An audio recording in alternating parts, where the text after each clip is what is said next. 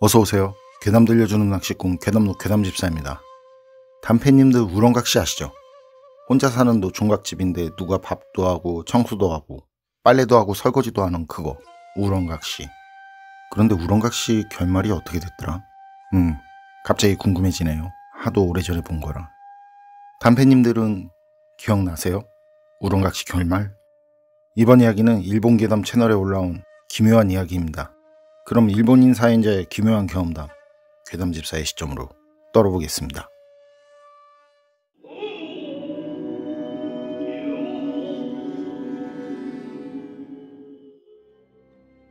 제가 소름 돋는 오싹한 이야기 하나 해드릴게요. 20년 전에 살던 아파트에서 있었던 일이고요. 그때 전 대학을 졸업하고 작은 회사에 취업을 했는데 회사 근처에는 새가 비싸서 도저히 방을 잡을 수가 없더라고요. 그래서 몇 개의 역을 지난 곳에 있는 아파트에 새를 얻었는데요. 거긴 그때 당시 지은 지 30년도 넘은 그 낡은 2층짜리 목조 건물이었어요.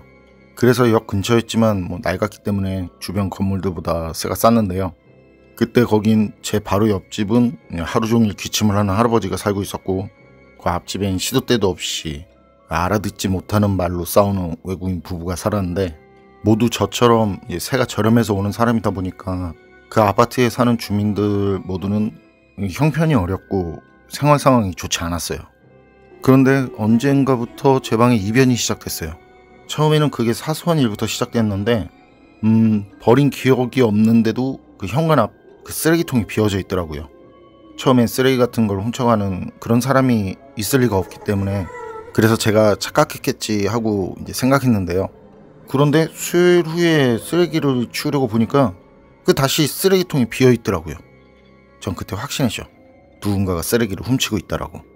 하지만 제 의문은 왜 쓰레기일까 해서 멈췄는데요. 어차피 저도 회사를 다니고 있지만 그 벌이도 변변치 않고 그리고 집에는 훔쳐갈 것도 없는 그런 상황이라서 말이죠. 그래서 그냥 고작 현관 앞 쓰레기가 없어진 것 정도인데 하면서 더는 신경 쓰지 않기로 했었어요. 그리고 며칠 지난 뒤에 다른 일이 또 생겼는데 그나마 몇 장 없던 팬티 중에 한 장이 없어졌더라고요. 빨래를 하고 돌아와서 정리하다 보니까 어제 입었던 것이 없더라는 거죠. 제가 진짜 그땐 찢어지게 가난해서 그 팬티 같은 속옷도 몇 벌 없었거든요.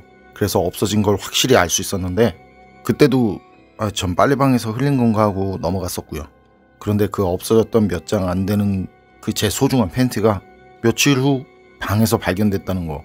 그쯤 되니까 이거 뭔가 이상하다라는 그런 생각이 들더라고요.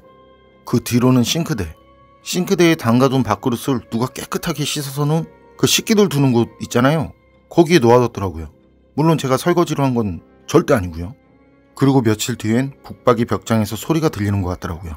뭔가 부스럭거리는 것 같으면서도 딱딱 부딪히는 듯한. 그래서 잽싸게 벽장문을 열었는데 거긴 제가 이제 짐도 없고 하니까 그래서 그냥 걸어둔 옷 그 몇 벌이 전부였는데요. 그래서 뭔가 그 안에 있었으면 숨을 곳도 없어서 알 수 있었거든요. 거기엔 걸려있는 제 옷들 그거 외엔 없더라고요. 그리고 그 아파트가 바로 옆집에서 통화하는 소리까지 들릴 정도로 그 세대 간 방음 문제가 다른 건물들보다 심했거든요. 거의 방음이라는 거 자체가 안 된다고 생각하면 될 정도? 그 정도라고 생각하면 되는데, 그런데 어느 집인지 몰라도 비가 내리는 밤이면 말이죠. 밤 12시가 넘은 시간에 그 흐느끼는 노래라고 해야 할까요? 여자가 흐느끼면서 부르는 노래. 그런 이상한 노랫소리에 가끔은 미친 듯이 웃는 소리가 2층에서 들려오더라고요. 그래서 이거 진짜 정상적인 사람은 아니다. 다른 사람들은 괜찮은 건가 하면서 비가 내리면 밤이면 자다 깨기를 여러 번 반복했는데요. 진짜 미치겠더라고요. 그런데 거긴 건물 관리인이 따로 있는 것도 아니고 정확하게 어디서 들려오는지 몰라서 따질 수도 없었거든요. 그래서 제가 이제 회사 쉬는 날 기침 심하게 하는 그 옆집 할아버지한테 물어봤어요.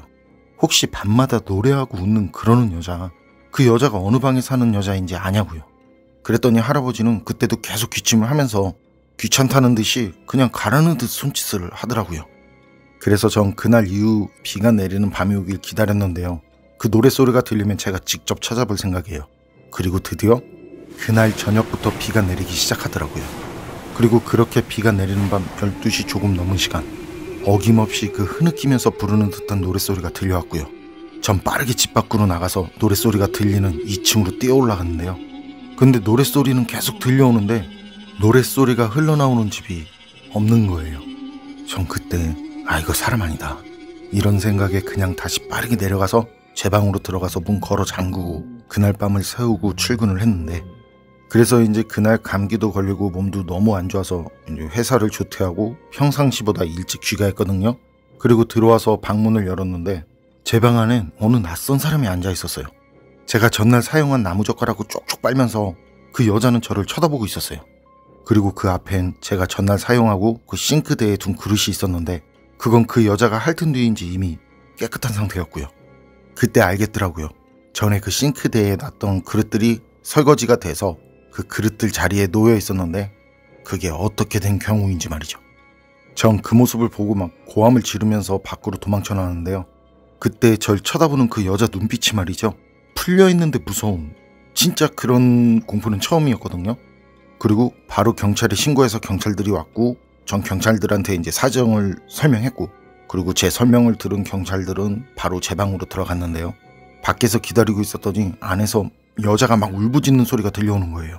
그리고 잠시 뒤 그 여잔 경찰관들에게 끌려서 나왔고요.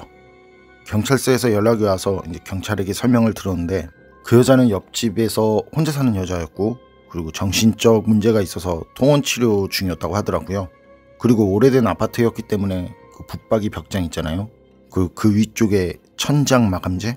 그걸 쉽게 떼낼 수 있는 것 같다고. 그래서 그 여자는 거길 떼내고 제 방을 오갔다고 하더라고요.